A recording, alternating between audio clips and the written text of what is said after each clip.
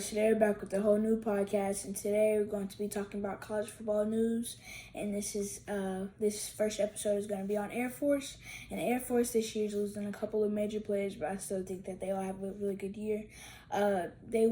Last year they went 9-4, beating some tough teams, like them blowing out San Jose State and winning by a lot at Colorado State. They also beat a really good team in James Madison in their bowl game by 10. This year they play Merrimack and Baylor in their non-conference schedule, and I think that they will win against Merrimack, but Baylor is getting better, and I think that they will lose at their place. In the conference play, I think that they will win versus San Jose State, but then lose at Wyoming in the next game.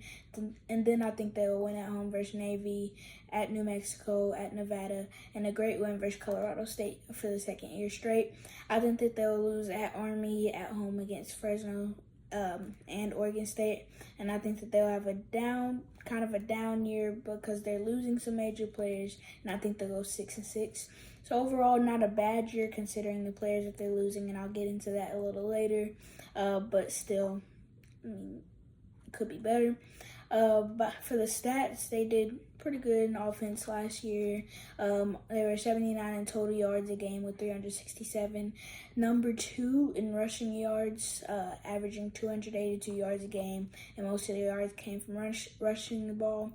They ran the ball more than anybody with 55.3 rushing attempts a game, which is over 5 more attempts than the next team. They're last in D1 with 85 yards a game. Passing, which is 17 yards less than the next best team, though.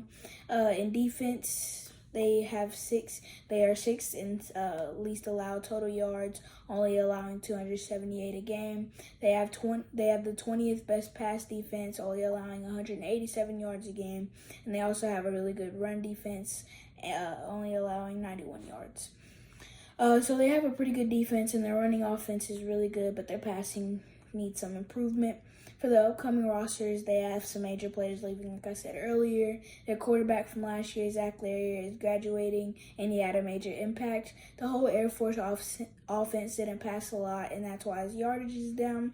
He only had 789 passing yards and 7 touchdowns passing, but his 605 rushing yards and 6 touchdowns up for that.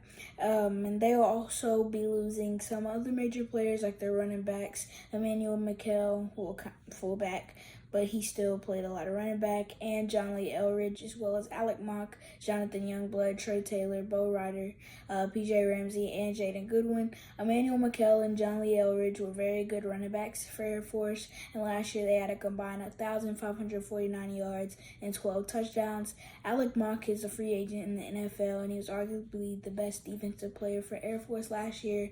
He had 93 tackles, 2 sacks, 2 forced fumbles, a pass deflection, and an interception. The other players also had a big impact on Air Force, and they'll greatly miss them. For their players returning, they had 3 major players, and all of them are on offense. They have their starting quarterback for this year returning. At Air Force, John Busha had 19 attempts for 152 yards last year, and Air Force really likes to split time between their quarterbacks, so I don't know if his stats will be much better. They are also getting a really good running back in Dylan Carson back, who had 493 yards and 2 touchdowns as a freshman last year, and they will have him for the next 2 years. The next 3 years if he doesn't transfer, and he might be the next best Air Force running back. Last but not least, their top receiver is back, and he probably won't have as much as an impact as the other players, but he's still great. Jared Rosenose had 374 receiving yards and 3 touchdowns last year, and he's still a really good player, but Air Force just doesn't use receivers a lot. He still had really good stats for Air Force's offense not passing, and it'll be great to get him back. For the recruiting, since Air Force isn't a big-name school, they don't get many big recruits. They got an overall rank of 179 on their recruiting class because they didn't get any 4 or 5 stars, and they didn't get many 3 stars as well, and most of them are just 2 stars unranked. Their only 3 stars were Jalen Davis and Jonah Dawson, and they also didn't get any transfers, so they'll have to lean on their returning people this year. And I think they will have more of a down year this year, like I said earlier, but still they'll have an alright year considering what they have of their upcoming roster. Thank you for watching. Like and subscribe for more if you want to see more videos like this.